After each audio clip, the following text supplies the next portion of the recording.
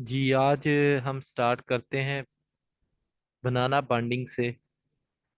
शायद आपने इसका नाम सुना हो पहले। बनाना बॉन्डिंग से हम स्टार्ट करते हैं, ये क्या होती है।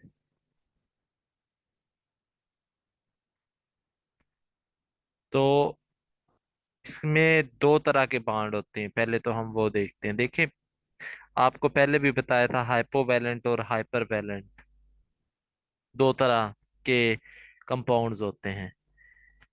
ये बनाना बॉन्डिंग उनमें होती है जिनमें इलेक्ट्रॉन डेफिशिएंसी होती है।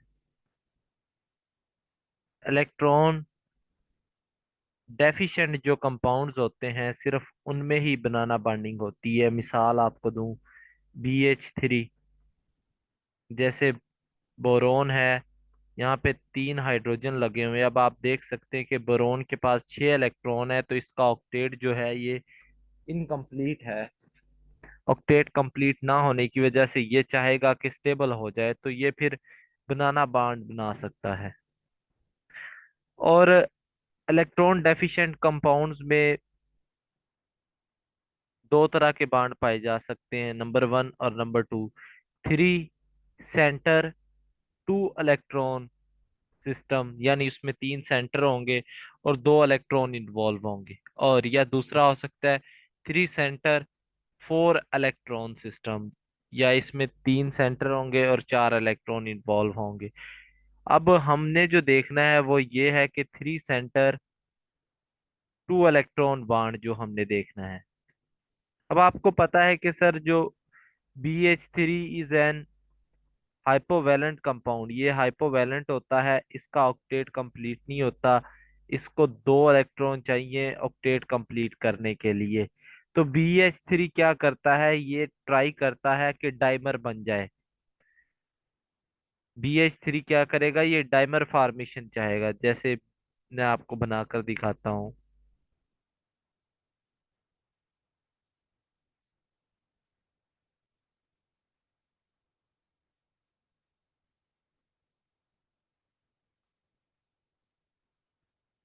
ये देखिएगा आपके सामने। अब एक बात आपको पता है सर, कि जो बोरोन होता है इसके पास वैकेंट ऑर्बिटल है, और इस बोरोन के पास भी वैकेंट ऑर्बिटल है। और एक बात आपको और बताता जाऊं, ये हाइड्रोजन जो है ये बांड बनाए हुए बोरोन के साथ, और इस बांड में 2 इलेक्ट्रॉन प्रेजेंट है। अब मोमेंट्री आप क्या कहेंगे कि जो इलेक्ट्रॉन है वो इसके इसमें शिफ्ट होंगे, और ये जो इसके 2 इलेक्ट्रॉन होते हैं वो इसमें शिफ्ट होते हैं। अब बांड कैसे बनेगा वो हम देख लेते हैं। वो आपको यहाँ पर नजर आएगा, इस तरह से बांड बनेगा।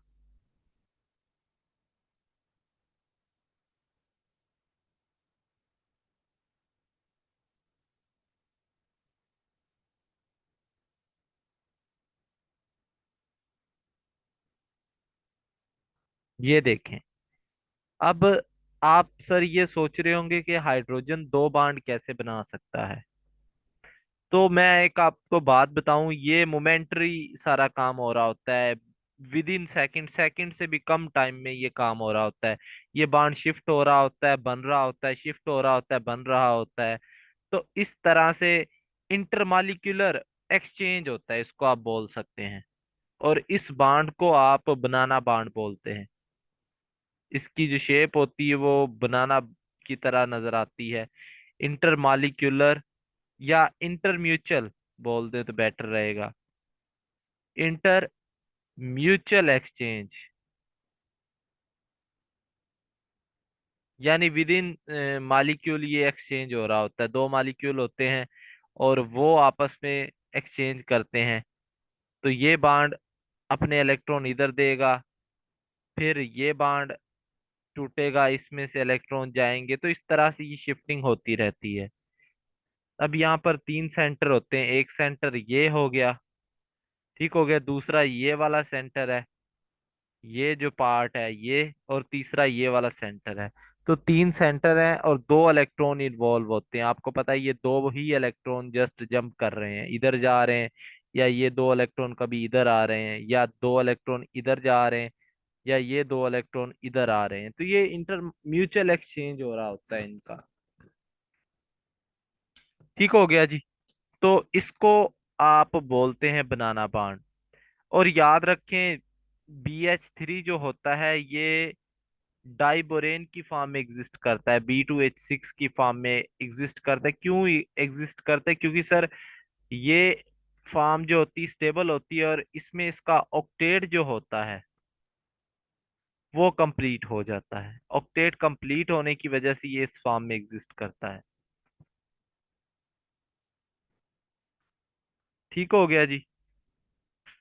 इसी तरह आपको बाज औक़ात MCQs में पूछ लिया जाता है कि BeH2 ये डाइमराइजेशन शो करवाएगा या पॉलीमराइजेशन करवाएगा। तो याद रखें ये डाइमराइजेशन भी करवाता है और पॉलीमराइजेशन भी करवाता है। क्यों सर?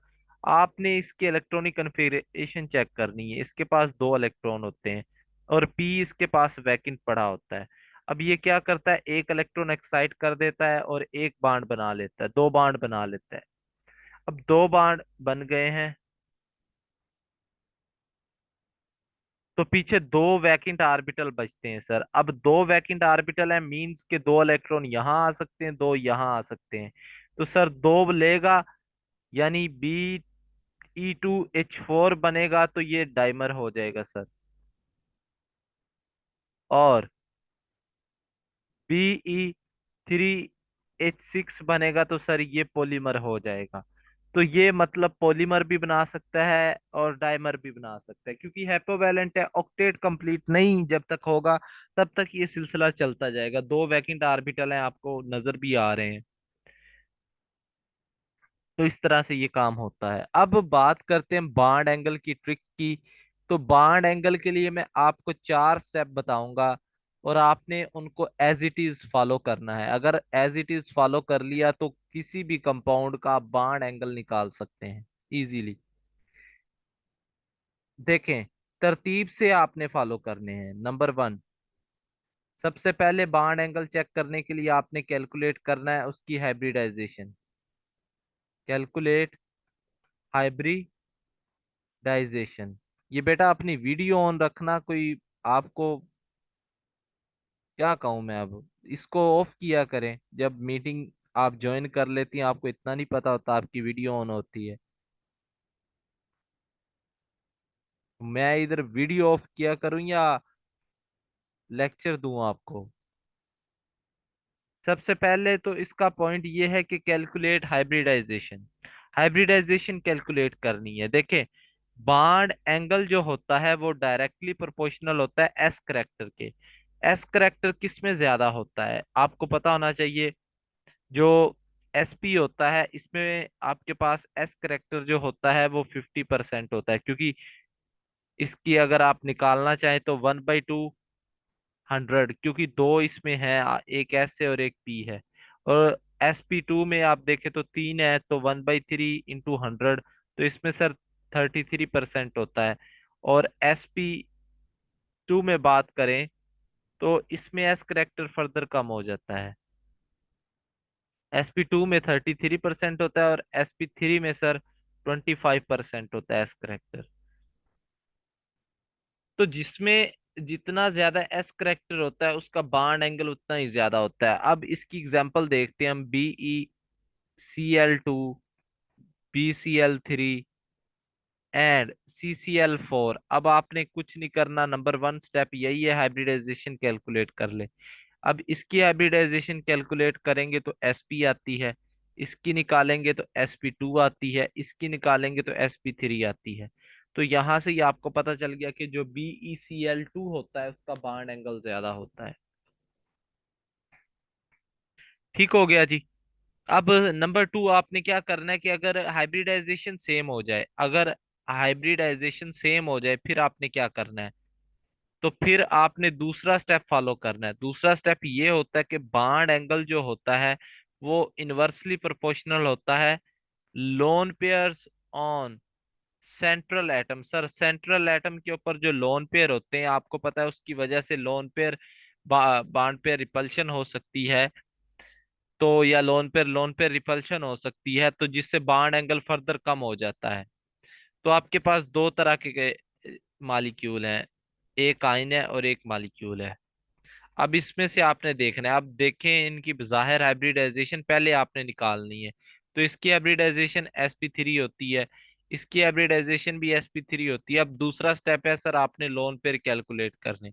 तो सर नाइट्रोजन के पास एक लोन पेयर है, मतलब इसमें रिपल्शन हो सकती है, यहाँ जीरो लोन पेयर है। तो इट मीन्स जो NH4 पॉजिटिव है, इसका बॉन्ड एंगल ज्यादा है। तो ये दूसरा स्टेप था। इसके बाद अगर लोन पेयर भी सेम हो जाए और हाइब्रिडाइजेशन भी सेम हो जाए, फिर क्या करना है? चार स्टेप है टोटली। नंबर 3, याद रखें बॉन्ड एंगल जो होता है ये डायरेक्टली प्रोपोर्शनल होता है इलेक्ट्रोनेगेटिविटी ऑफ सेंट्रल एटम। जो सेंट्रल एटम होता है उसकी इलेक्ट्रोनेगेटिविटी के डायरेक्टली प्रोपोर्शनल होता है आपके पास बॉन्ड एंगल। मतलब आपके पास ये कंपाउंड है Pi3, AsI3 एंड SbI3। देखें इसमें क्योंकि ये एक ही ग्रुप से ताल्लुक रखते हैं तो इनके लोन पेयर सेम होंगे, एक एक लोन पेयर होगा सब में। और हाइब्रिडाइजेशन भी एक ही होगी क्योंकि एक ही इनका ग्रुप से ताल्लुक है। लेकिन आप इलेक्ट्रोनेगेटिविटी की बात करें तो सर इलेक्ट्रोनेगेटिविटी फास्फोरस की ज्यादा है, क्योंकि टॉप टू बॉटम इलेक्ट्रोनेगेटिविटी कम होती है, डिक्रीज करती है। तो फास्फोरस की ज्यादा है, तो इसी का बॉन्ड एंगल भी ज्यादा होगा। इसके बाद लास्ट स्टेप है आपके पास, फोर्थ जो है वो यही है। अगर हाइब्रिडाइजेशन सेम हो जाए, लोन पेयर सेम हो जाए, इलेक्ट्रोनेगेटिविटी सेंट्रल मेटल एटम की सेम हो जाए, तो फिर आपने क्या करना है? तो फिर एक ही बचता है जी, बॉन्ड एंगल जो होता है वो इलेक्ट्रोनेगेटिविटी ऑफ सराउंडिंग एटम के इनवर्सली प्रोपोर्शनल होता है। सराउंडिंग एटम की जितनी इलेक्ट्रोनेगेटिविटी होगी उतना ही बॉन्ड एंगल उसका इनवर्सली रिलेटेड होगा। ठीक हो गया। आपके पास है SF2, SCl2, SBr2 and SI2। ठीक हो गया, ये आपके पास है जी कंपाउंड। अब इनमें इलेक्ट्रोनेगेटिविटी भी सेम है और हाइब्रिडाइजेशन भी सेम है और लोन पेयर भी सेम है। तो अब आपके पास एक ही बचता है सेंट्रल एटम की, सराउंडिंग एटम की इलेक्ट्रोनेगेटिविटी। तो इसकी ज्यादा है, इसका बॉन्ड एंगल कम। तो ये ऑर्डर आ जाएगा बॉन्ड एंगल का। SI2 का जो बॉन्ड एंगल होगा वो ज्यादा। तो ये चार स्टेप थे बॉन्ड एंगल को कैलकुलेट करने के लिए, और आप किसी भी कंपाउंड का बॉन्ड एंगल इससे कैलकुलेट कर सकते हैं अगर आपको कंपैरिजन में दिया जाता है तो। इसके बाद एक रूल होता है ड्रैगोस रूल, जिसको हम बोलते हैं। ड्रैगोस रूल की हम बात कर लेते हैं। देखिए ये क्या होता है, ये कब एप्लीकेबल होगा, इसके लिए कंडीशन लिख रहा हूं। इट इज एप्लीकेबल व्हेन, तीन चार कंडीशन है वो याद रख लेनी। सेंट्रल एटम जो हो वो ग्रुप 15 से बिलोंग करता हो, 16 से बिलोंग करता हो या 17 से बिलोंग करता हो। Number 2, central atom third period से हो या हायर से हो, आर हायर। और नंबर 3, सेंट्रल एटम के पास लोन पेयर होना चाहिए। फिर लास्ट वन इज के इलेक्ट्रोनेगेटिविटी जो है ऑफ सराउंडिंग एटम ये लेस होनी चाहिए, आर इक्वल टू 2.5।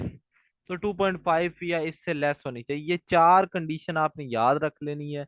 आप ड्रैगो रूल याद कर लेंगे, क्योंकि कॉन्सेप्ट समझने के लिए भी पहले अपने मेमोरी को आपने बिल्ड करना पड़ता है, याद रखनी पड़ती है चीजें, समझने के लिए भी आपको पता होनी चाहिए क्या क्या पीछे साइंस है, क्या लॉजिक्स है। अब इसको समझते हैं, फिर इसकी रीजन पे चलेंगे ऐसा क्यों होता है। देखिए ग्रुप 15 की हम बात कर लेते हैं। NH3, ड्रैगो रूल क्या कहता है? PH3, ASH3, फिर आपके पास है SBH3। सर ये आपके पास तीन चार मॉलिक्यूल मैंने बना दिए। देखें, ये तो टोटली बाहर हो गया है रेंज से। क्यों? क्योंकि ये सेकंड पीरियड से बिलोंग करता है। हमने बात की है थर्ड पीरियड से बिलोंग करे या उससे ज्यादा ज्यादा से होना चाहिए। तो PH3 AS, और ये आपके पास थर्ड से है, ये फोर्थ से बिलोंग करता है सेंट्रल एटम, और ये फिफ्थ से। और जो इसके साथ सराउंडिंग लगा हुआ है उसकी इलेक्ट्रोनेगेटिविटी भी कम है 2.5 से। तो ड्रैगो रूल ये कहता है अगर ये चारों कंडीशन किसी कंपाउंड पर फुलफिल होती हैं, लागू होती हैं, तो उनका जो बॉन्ड एंगल आएगा वो 90 डिग्री होगा। ये ड्रैगो रूल होता है। तो मतलब इसका थोड़ा सा ज्यादा, ये 92, ये 91 और ये 90, अराउंड अबाउट 90 होगा, आप ये बोल सकते हैं ड्रैगो रूल के मुताबिक। इसी तरह आपके पास ग्रुप 16 की बात कर लेते हैं। ग्रुप 16 में क्या होता है? देखिए वाटर तो आएगा ही नहीं, क्योंकि ऑक्सीजन जो है अगेन सेकंड पीरियड से ताल्लुक रखता है, ये एग्जांपल में हम नहीं लिखेंगे। H2S, H2SE और H2TE। अब इनका जो बॉन्ड एंगल होगा वो 90 होगा। ठीक हो गया। तो ग्रुप 15, 16 और 17 के लिए ये आपके पास ड्रैगो रूल होता है। अब 90 क्यों होता है सर? इसके पीछे भी एक रीजन होती है, जो मैंने एक दफा का जिक्र है कि पिछले वक्तों में आपको बताया था कि VBT जब हम पढ़ रहे थे कि सर याद रखिएगा, मैं आपको आगे चल के बताऊंगा कि 90 पे प्योर एटॉमिक ऑर्बिटल आपस में मिलते हैं और उनमें कोई हाइब्रिडाइजेशन नहीं होती। ये बात बताई थी मैंने।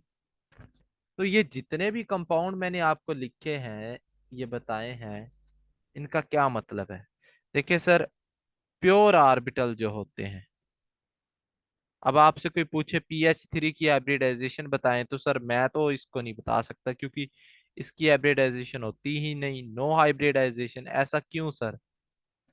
ड्रैगो रूल के मुताबिक देखिए प्योर ऑर्बिटल जो होते हैं वो पार्टिसिपेट करते हैं 90 डिग्री पर। क्यों सर बताएं? आपको एक्सप्लेन कर देता हूं। देखें, PX, PY और PZ, आप इनका बॉन्ड एंगल अगर चेक करें तो ये भी 90 का है, एक दूसरे के ऊपर परपेंडिकुलर है ना।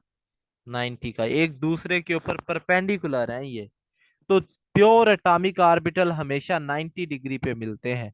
तो जब भी प्योर एटॉमिक ऑर्बिटल मिलते तो सर हाइब्रिड ऑर्बिटल तो है ही नहीं उसमें। यहीं से समझ आ जाना चाहिए कि बात ही प्योर की हो रही है। क्योंकि हमने ये बात पढ़ी थी कि before overlapping hybridisation take place, mixing take place. लेकिन यहाँ पर तो इंटरमिक्सिंग नहीं हो रही, यहाँ पर डायरेक्टली प्योर ऑर्बिटल मिल रहे हैं। अगर उनका बॉन्ड एंगल 90 है तो वहां पर प्योर एटॉमिक ऑर्बिटल मिलते हैं, और यही रीजन है कि उनकी कोई हाइब्रिडाइजेशन नहीं होती। आई थिंक आपको मेरी बात समझ आ गई होगी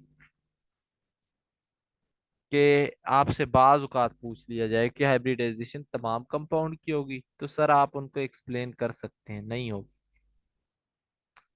इसीलिए तो HCl की हाइब्रिडाइजेशन नहीं होती। क्यों नहीं होती? आपको अब पता चल जाना चाहिए सर। इसके बाद बॉन्ड लेंथ की थोड़ी सी बात कर लेते हैं।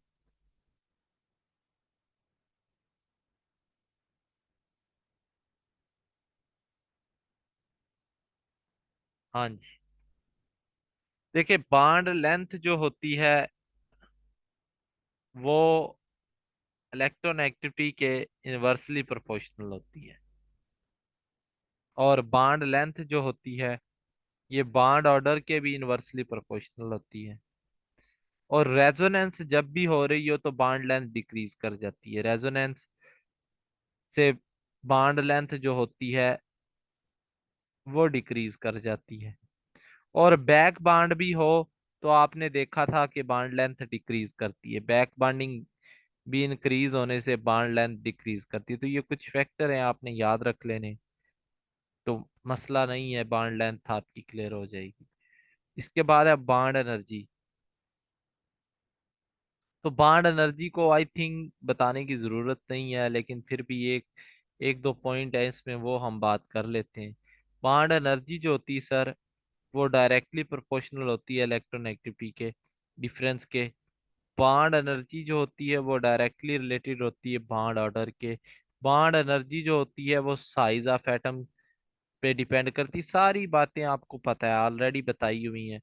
साइज ऑफ एटम के इनवर्सली प्रोपोर्शनल होती है।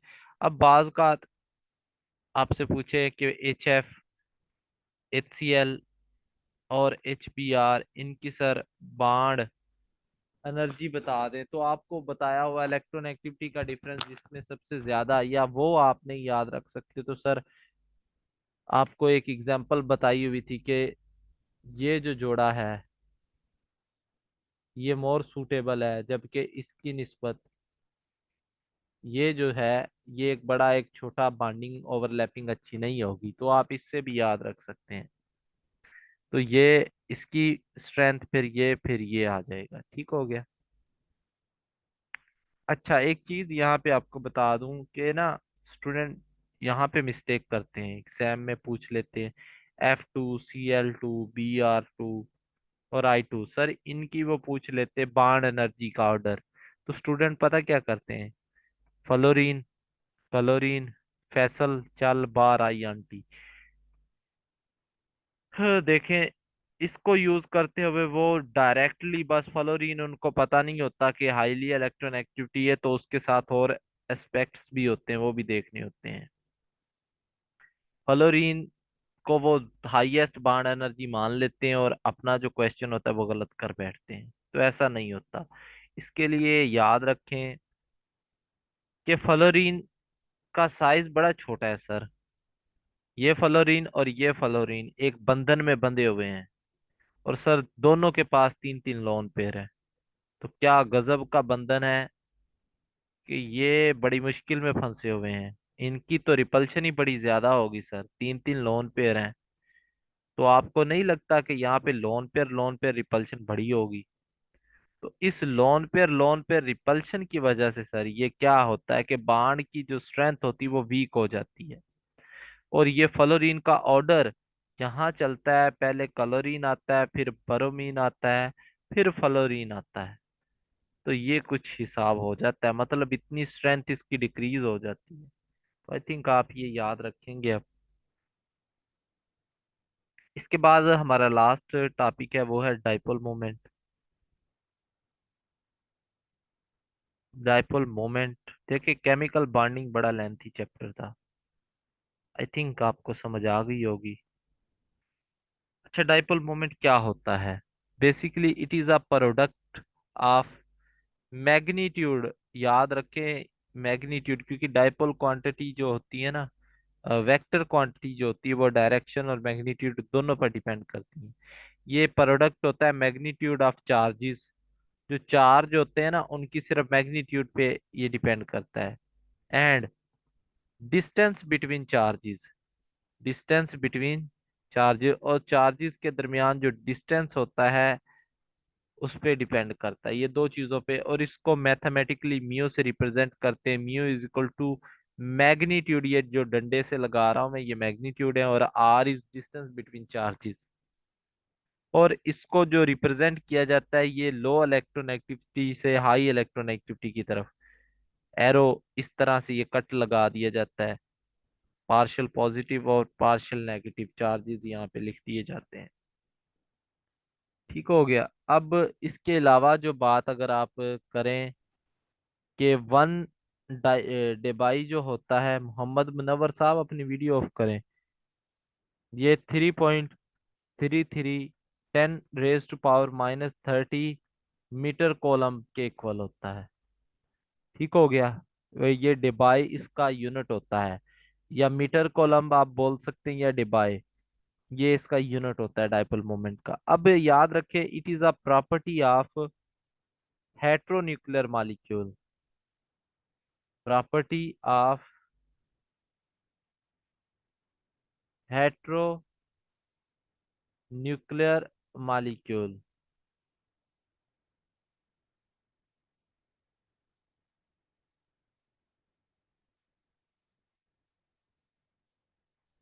ये हेट्रोन्यूक्लियर मॉलिक्यूल की प्रॉपर्टी होती है। ठीक हो गया। मतलब क्या है कि सर, ये सेम जैसे हाइड्रोजन हाइड्रोजन होगा तो इनकी तो प्रॉपर्टी नहीं होगी, HCl होगा तो इसकी प्रॉपर्टी होगी, हेट्रोन्यूक्लियर है ना।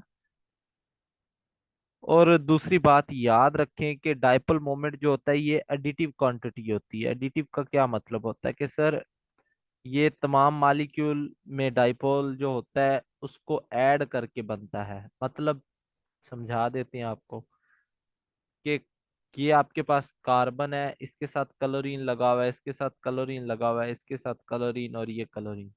अब समझना है, अब ये डायरेक्शन इसकी, ये डायरेक्शन कैंसल आउट, ऊपर जा रहा है, और ये नीचे जा रहा है, ये दूसरे को कैंसल आउट कर रहे हैं।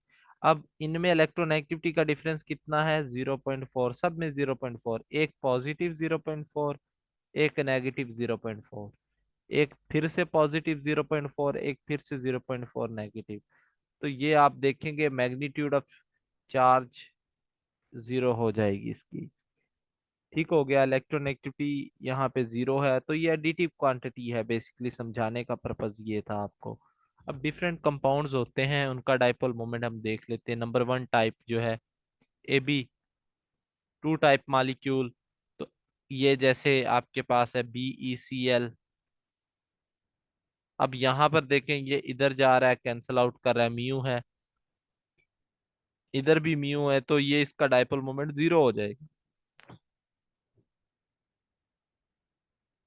जैसे CO2 हो गया और C2H2 हो गया, तो ये इसका भी dipole moment zero. AB3 type molecule, अब ये उनकी बात कर रहे हैं जिनका डाइपोल मोमेंट जीरो है। ये आप देखें, SO3 है, और ये ऐसा क्यों होता है? देखिए, इनका स्ट्रक्चरल एस्पेक्ट आपको ऑब्जर्व करना बड़ा जरूरी है। ये और ये। अब एक बात आपको बता दूं, ऊपर जो है ना बाण, पूरा म्यू है, पूरा डाइपोल म्यू है। नीचे जो है ना ये हाफ, 1/2 म्यू, और इधर भी 1/2 म्यू है। क्योंकि सर आप जब इसकी फिजिक्स में जाते हैं ना, बाजू का हम कहते हैं इसकी केमिस्ट्री में जब आप जाते हैं, नहीं, इसकी जब फिजिक्स में जाते हैं ना आप, तो ये जो होता है ना इस तरह से होता है, बनता है। एंगल चेक करते हैं फिर हम, ये ऐसे होता है। फिर यहाँ पे जो एंगल बन रहा होता है ना, ये एंगल 60 का होता है, और ये भी एंगल 60 डिग्री का होता है, जबकि ऊपर जो एंगल होता है 120 का होता है। तो ये रीजन होती है सर, कि ऊपर पूरा म्यू होता है और नीचे हाफ हाफ म्यू होता है, और हाफ हाफ ऐड करते तो 1 म्यू बन जाता है, और ऊपर भी 1 म्यू है, तो एक दूसरे को कैंसिल आउट कर देते हैं। यही रीजन होती है BF3 SO3 इनका डाइपोल मोमेंट नहीं होता।